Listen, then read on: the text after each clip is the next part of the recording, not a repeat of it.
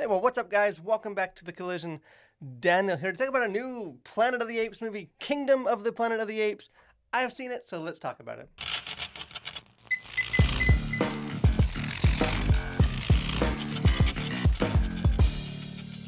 So apes may not rule our planet just yet, but they do have proven that they've repeatedly been able to conquer our cinemas. Because this franchise has been around forever, and it's just been consistently good. Kind of the modern reboots of the original, 1980s, 70s films, is often heralded as being the most underrated of these top tier franchises going. It's one of those things that everyone says is underrated, so it probably isn't underrated at this point. We just sort of accept hey, these are all just consistently good movies. They've all been critical and financial successes, but it has been a while. It's been 7 years since the last of the Planet of the Apes movies, and kind of the series is returning now with a new director as well as a fresh cast of characters, because director Wes Ball takes the baton from Matt Reeves, and he runs with the thing. I think despite what is, to me, just a very clunky title, this movie proves that the series is really going as good as it ever has, because this movie is great. I really enjoyed this movie. I think this is sort of like a Hollywood blockbuster done right, kind of boasting this incredible visuals, very immersive world building, and it's a compelling story at its core. So Kingdom of the Planet of the Apes is set many centuries after the events of the previous three of this modern reboot. Caesar, the protagonist from those first three movies, is dead. He's long gone, and now the Earth has become a full-fledged Planet of the Apes, where really the only surviving humans are more primitive and almost entirely mute. And obviously, familiarity with the original three films will add, a degree of emotional depth to the experience. But there are some quick, kind of title cards at the very front end of this movie that does seem like that's all that's needed to get sort of newcomers to the franchise up to speed and kind of ready to embark on this kind of the next stage of the story. And I think the easy accessibility of this film is partially because the filmmakers don't seem to ever stray all that far from just sort of the fundamentals of storytelling. These films are typically classified as being science fiction films, but Kingdom of the Planet of the Apes, in particular, arguably better resembles a classic kind of fantasy adventure, which does increase my optimism for director Wes Ball's upcoming adaptation of The Legend of Zelda. And the various stages of, Joseph Campbell's classic The Hero's Journey are evident all throughout this thing. Noah, who is our, the Caesar of this story, our new chimpanzee hero, he must venture forth from his peaceful village to sort of come of age, grow into the hero that he needs to be to overthrow the evil, oppressive ape empire. So narratively, it's really not reinventing the wheel, in any sense, or really doing all that much that feels, overly fresh or original. But what I do think it does well is it leans into the classic storytelling elements that have kind of proven time and time again to work. And maybe this is more, an unfavorable comment on the recent slate of Hollywood films, but it is kind of ironic that kind of one of to me, the most fundamentally human stories of the year is found in a movie that is populated primarily by primates. Because in contrast to the previous films in this series, at this point in the story, the human to ape ratio is dangerously low. In fact, for the most part, there's really only two speaking human characters in this story. But I think kind of in a similar way to the Na'vi and James Cameron's Avatar series, despite the fact that these are non-human characters, they do embody a lot of very relatable human experiences and kind of character arcs, and that do push it beyond just being a CGI spectacle of a bunch of digital non-human characters fighting. And really at its core, this movie is a story about family and kind of coming of age and navigating a changing world. But at the same time, this film still very much is an impressive spectacle.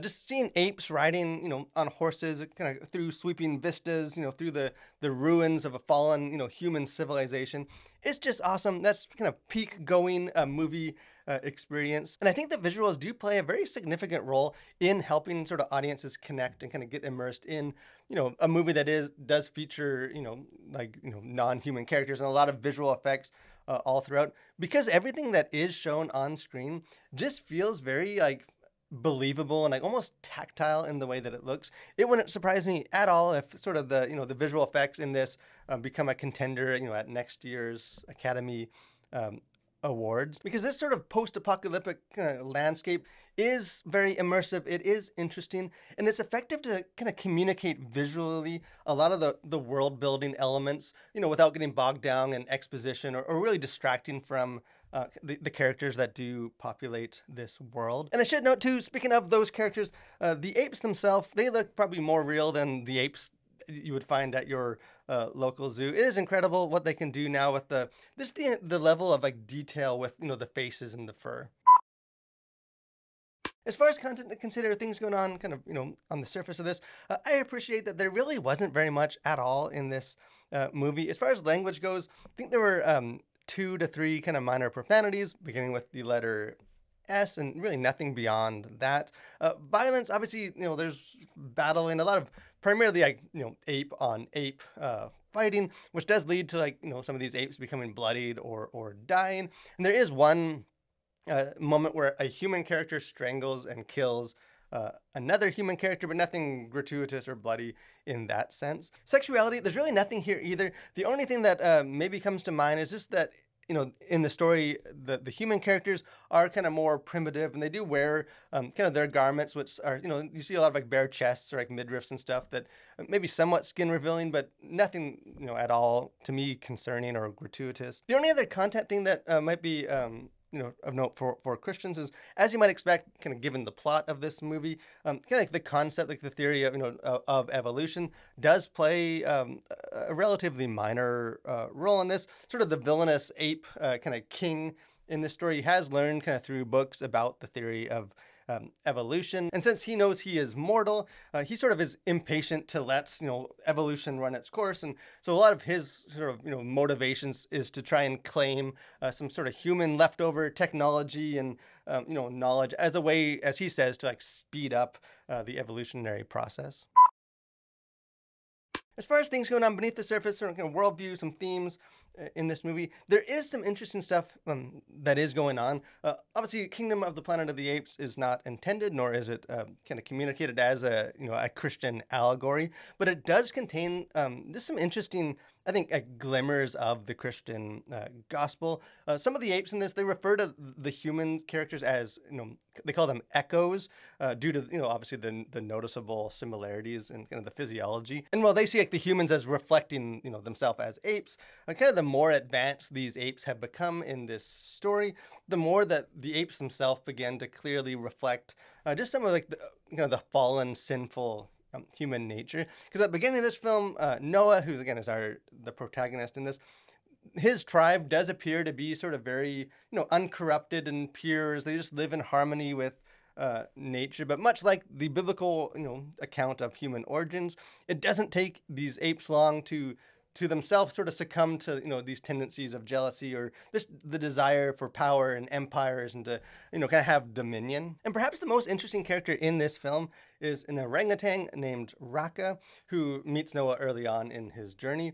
And Raka reveals that he belongs to what he calls the Order of Caesar, and it kind of essentially represents like the closest that these apes seem to have in terms of like religion, because Caesar, who again is long dead at this point in the story, is sort of like reverently referred to as like the first elder, and in many ways almost represents like a Christ figure to these apes. And this Raka, the orangutan, is almost like a priest. Like he wears a very symbolic pendant around his neck, and he's sort of trying to preserve these sacred written texts, and he is sort of out there almost as like a missionary proclaiming Caesar's moral code of showing compassion to humans and kind of preaching against violence between apes. And kind of in contrast to him, Proximus, who's like the upstart kind of primate king in this, also sort of at least outwardly adheres to Caesar's teaching, although he does twist the words and like the meaning of apes together strong to suit his like empire building agenda, which leaves Noah kind of almost like in a tug of war between these two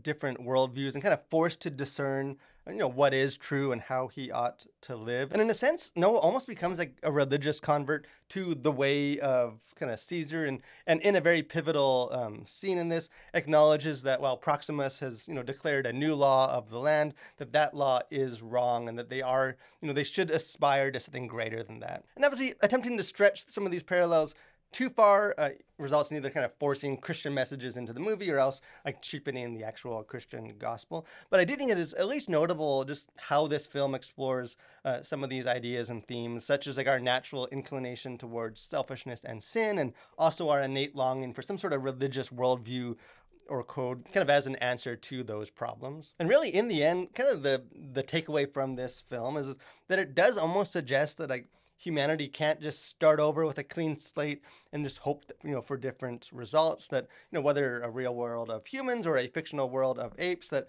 sort of the answer to our own like, self-destructive tendencies must come from somewhere that is beyond ourselves. So overall, I really enjoyed this movie. I do think it's a little slow to get started to kind of find its footing. And I think perhaps like the third act climax doesn't quite like, land with as much of this, the epic scope that maybe it had the potential to. But overall, I think this film tells a very satisfying, like self-contained story that won't leave audiences, feeling cheated that they just got like the first part of, a future trilogy. But that being said, this film also proves that there are plenty of more stories to be told in this kind of primate-dominated world. There's some third act sort of plot developments that do point towards, hint where this story might go in subsequent films. But I think more importantly, I think with this fourth entry, it just proves that there is no real signs of fatigue or just dips in quality. And I think, at least to me, that this is easily one of, if not the best, or at least my favorite film so far of this year. But hey, I would love to hear what you guys thought of this, so don't be shy. Jump into the comment section. Let's have a conversation about this movie. And if you haven't done so too, I encourage you guys, subscribe to our channel, become a Collider. I got lots of movie reviews and, a podcast and interviews, just other fun stuff. Would love to have you be a part of that. But most of all, guys, thank you for watching. Stay safe and continue to collide through the world for Christ.